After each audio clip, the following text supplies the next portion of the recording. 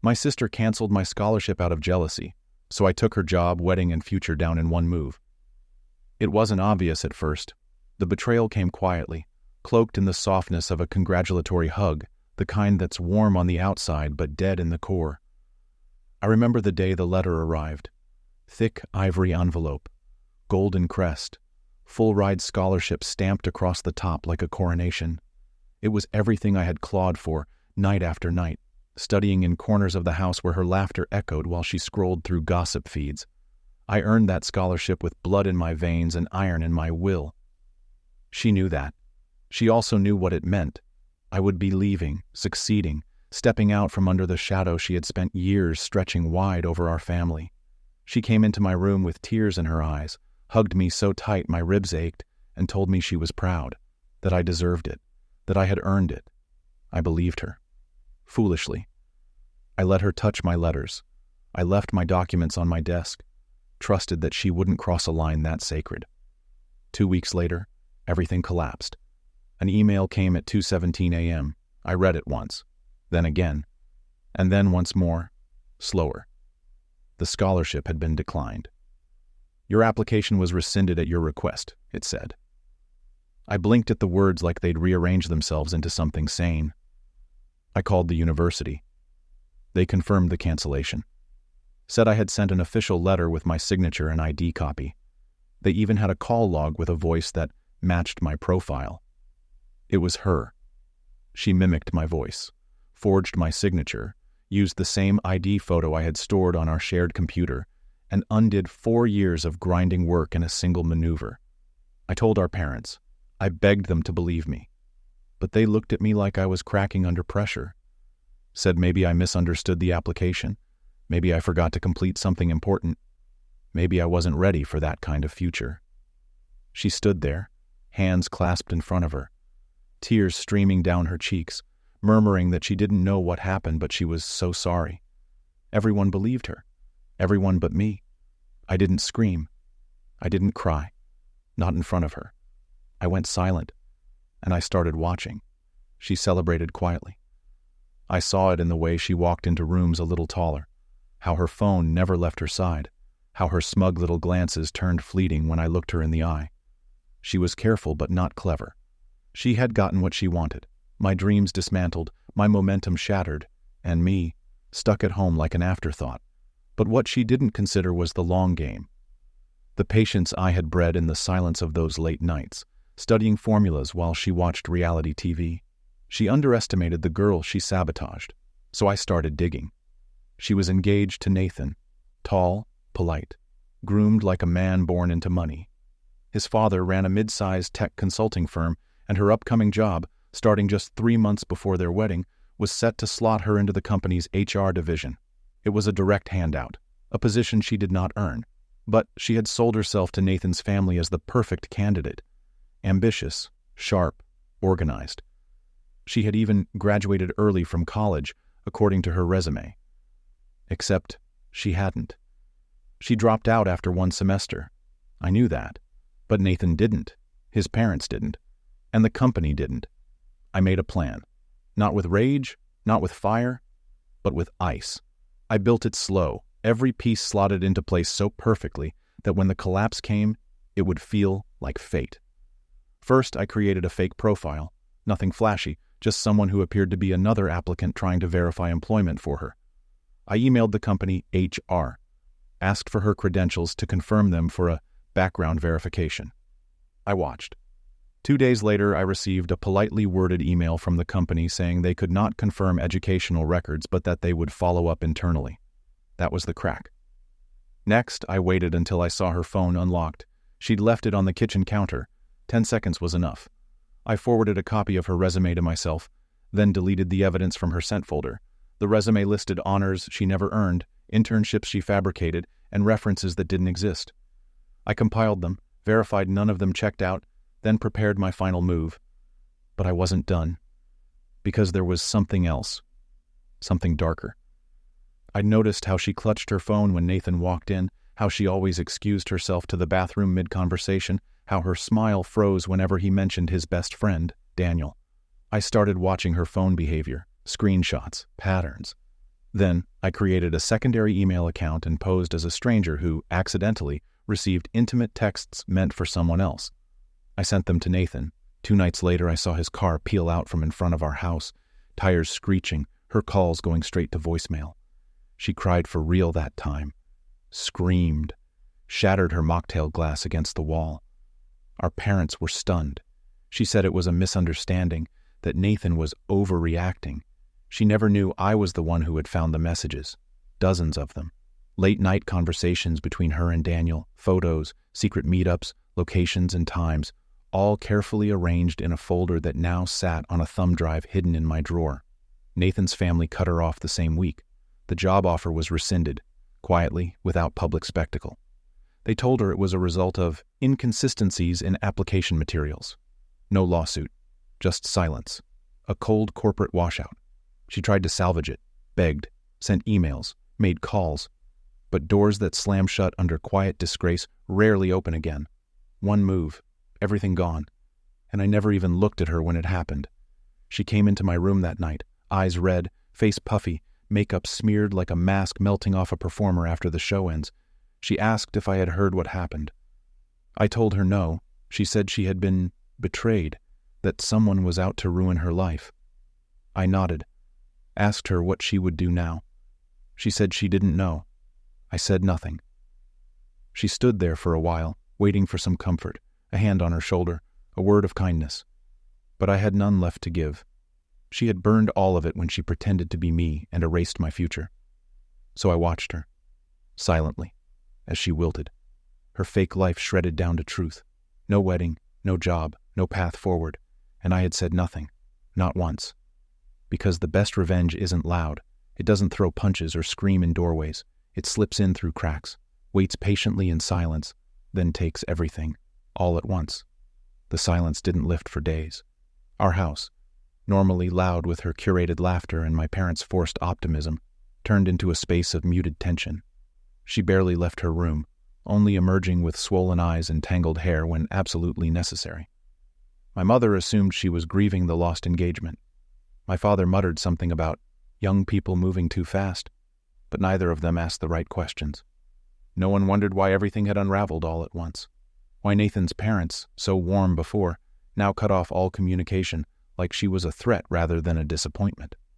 She walked like something inside her had collapsed. Her phone barely lit up anymore. No calls, no texts. Her voice, once full of artificial charm, was now low, brittle. She spent hours scrolling through her screen like it would deliver answers, but nothing came.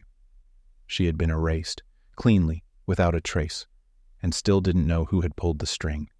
Meanwhile, I applied for internships, quietly, without noise. I used the version of my resume she hadn't gotten her hands on, the one that still held the truth of my work, the hours I gave to school projects, tutoring, and local mentorship programs. I sent my applications under a new email, created just after the sabotage. I didn't trust anything tied to my old account. Not anymore. I didn't ask my parents for help or use any family connections.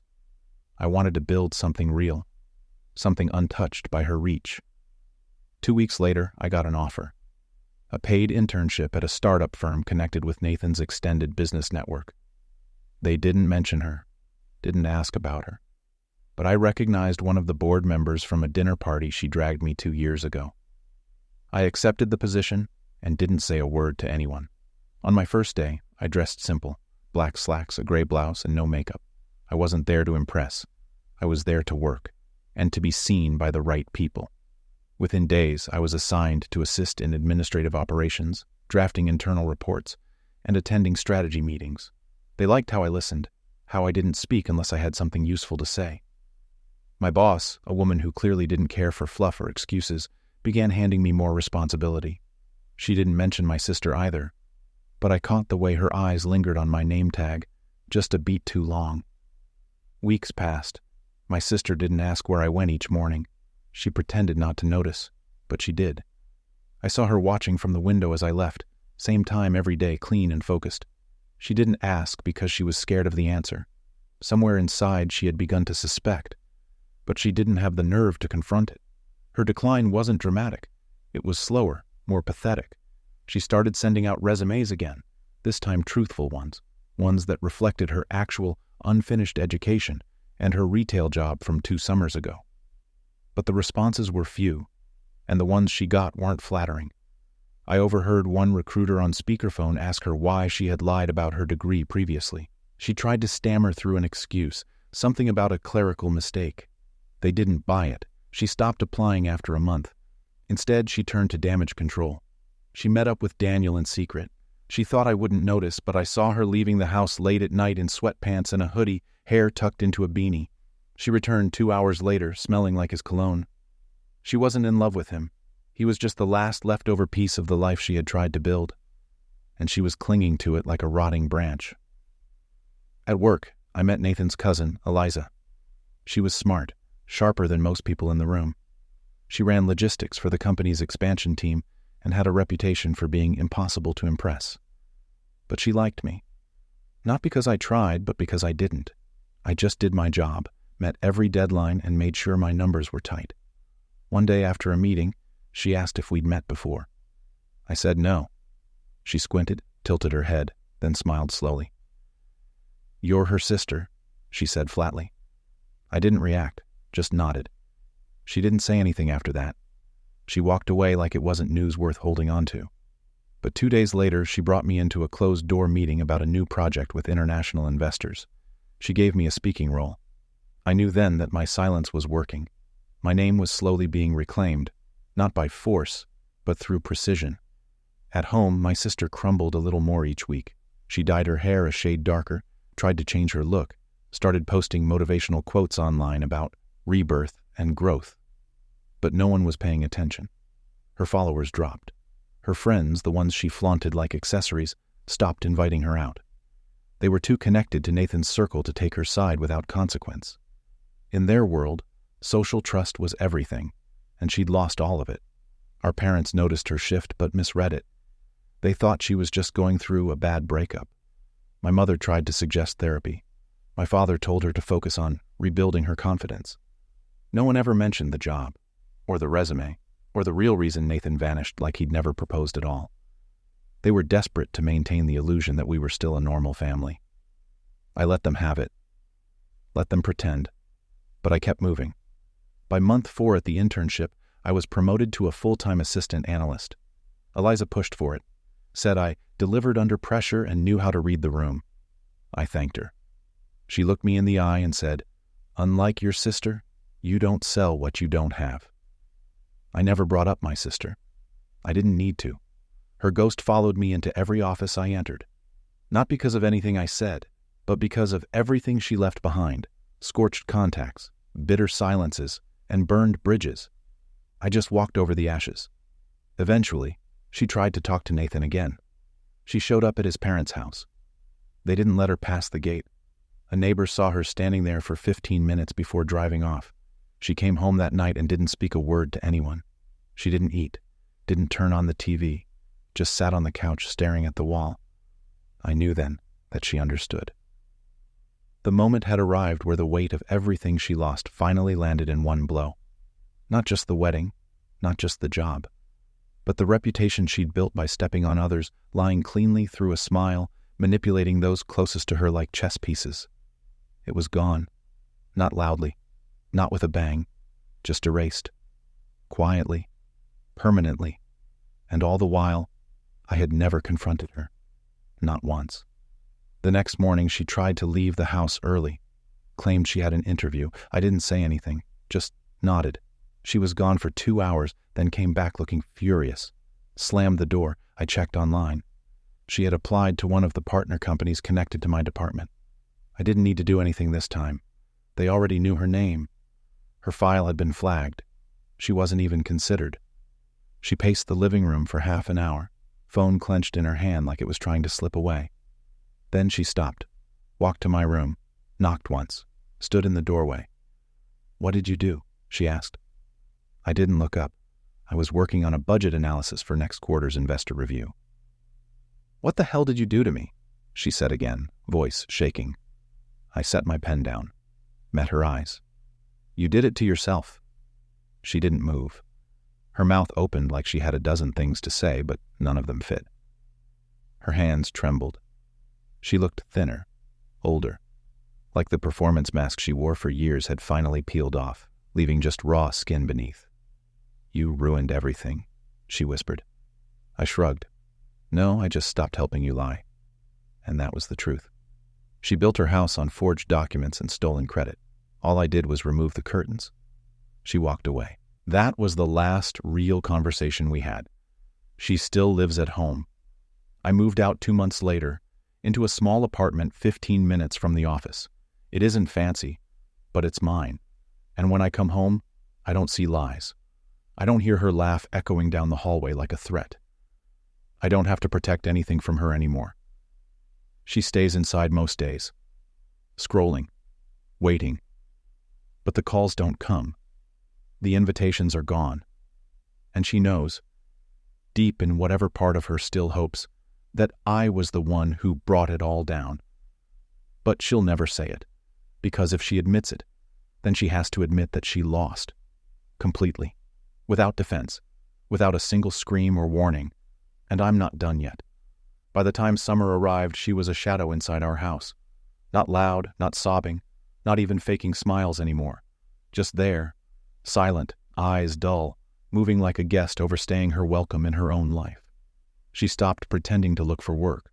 No more dressed-up mornings, no last-minute printouts of fake resumes, no awkward conversations about potential callbacks.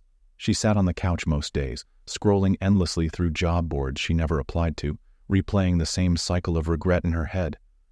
I didn't have to ask. I could see it all over her face. Her future had closed in on her, and she didn't know how to pry it open again. I had no reason to return home now, except out of respect for our parents. But even they were growing tired of the atmosphere. My mother tried, she really did. Left little notes for her, made her favorite meals, asked about her day like it was still possible to pull her out of the quicksand. My father stayed distant. He never addressed the situation directly, just disappeared into his work more and more, as if silence would protect him from having to admit what their golden child had become. Meanwhile, I had stopped being invisible. The promotion to full-time analyst opened doors, and I walked through each one without hesitation. My reports became part of quarterly review meetings. My insights started getting passed up the chain. I built a reputation, not flashy or social, but precise and untouchable. Everything she had pretended to be, I became without needing to fake a single thing. Eliza introduced me to her contacts, quietly suggesting I had the potential to move beyond operations and into strategic planning. The difference between me and my sister was simple. I delivered. No facades, no shortcuts. But the final closure didn't come from work or revenge. It came from the truth finally surfacing in the one place it never had before. Home. It started with an envelope. One evening, my mother brought in the mail. She called my name from the kitchen, confused, holding a large, formal-looking document. It was from the university I had originally earned the scholarship from, the one my sister had stripped from me. I hadn't heard from them in nearly a year. I opened it cautiously. Inside was a letter of apology. One of their administrators had been dismissed, and a recent audit uncovered irregularities in several rescinded applications, mine included. Attached was a report. My name was cleared. The original phone call that had supposedly come from me had been traced. An external voice match analysis identified that the caller used altered vocal software, originating from a private IP that matched our home router from over a year ago. I didn't react. I just read the last line twice. This information has been officially corrected in your student record. We recognize the impact this had on your academic future and deeply regret the administrative error. I folded the paper. Quietly, I walked into the living room. She was there, curled on the couch with a blanket, pretending to watch a muted cooking show. My mother followed, sensing something had shifted. I handed the letter to her. She took it slowly, read each word. I didn't speak, just stood and watched her expression drain of color as the truth became undeniable. When she reached the final paragraph, she didn't look at me. Her hands trembled. My mother, now reading over her shoulder, gasped, soft, disbelieving, her face falling in stunned realization. "You did this?" my mother asked her. No answer. "Tell me this isn't true," she tried again. Still silence. That was the moment it broke. The illusion, the trust, the defense they'd always given her. Everything she'd hidden behind cracked in one breath. My sister didn't deny it. She didn't cry. She didn't even try to explain. She folded the paper back into its envelope and set it on the table like it belonged to someone else.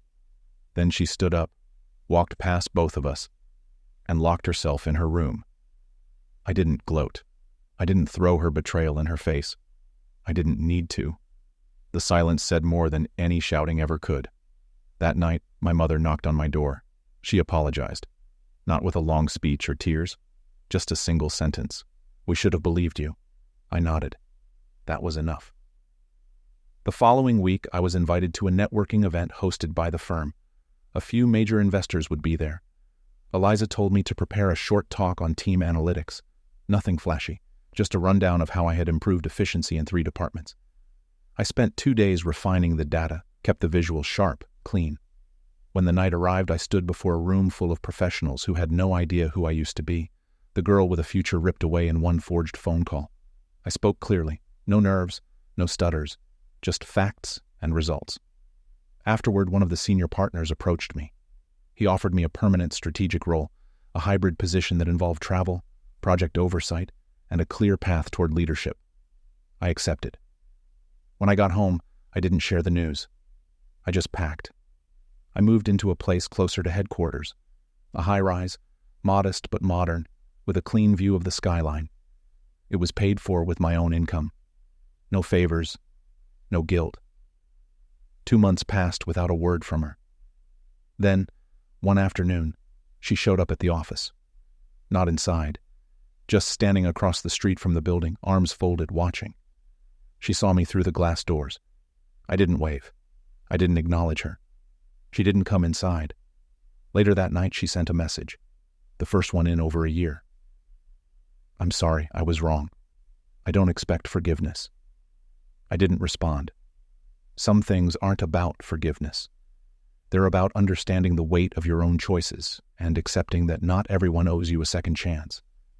She eventually moved out of our parents' house, found a small place on the edge of town, took a part-time job at a logistics center. Nothing fancy, nothing that matched what she used to flaunt. Our family doesn't speak of it anymore. My parents know the truth now, but they don't bring it up. It hangs in the air sometimes during dinners or holidays, but we let it stay unspoken. We all know the shape of it. And me? I don't hate her. I don't wish her pain. I just don't trust her. There's no final scream, no courtroom, no epic confrontation, just a quiet unraveling of lies, followed by a firm rebuild of truth. She lost the job. She lost the man. She lost the future she tried to steal. And all I did was step aside and let her destroy herself, one lie at a time. Not with shouting, not with vengeance, just silence, strategy, and one irreversible move.